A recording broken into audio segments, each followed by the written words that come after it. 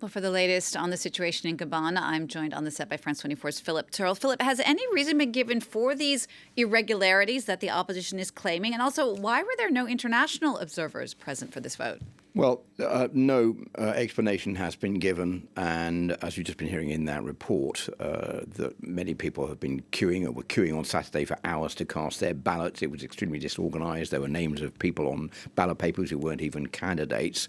And I think even more worrying than that is the fact that the voting system itself was changed just back in July, which meant that instead of casting a ballot for several different candidates, casting a ballot for someone in the legislative elections would automatically back the leader of that party for president, which means that only one candidate can be voted for to vote for two candidates in the election, and vice versa. If you're voting for president, you will vote for your local MP. So that has really cut back the chances of the opposition of winning this election. And as Le Monde newspaper in Paris has been saying in one of its articles, this is really a poll that's been tailor-made to fit Ali Bongo and given him all the necessary chances of pulling off another election win. But is it free and fair? Well, for the moment, it doesn't look that way. And unfortunately, that has been consolidated by the fact that there were no international observers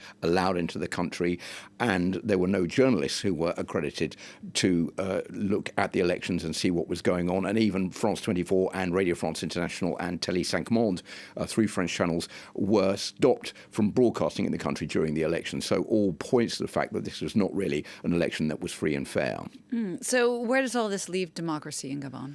Well, that is the big question, and we have seen this in elections in many different countries over the years, that the lack of free and fair polls is consolidated by the fact that there is no access to information. The fact over the last few hours that social media, the internet, have all been stopped from being available from the point of view of the government, that is to stop people from creating trouble, from spreading false information.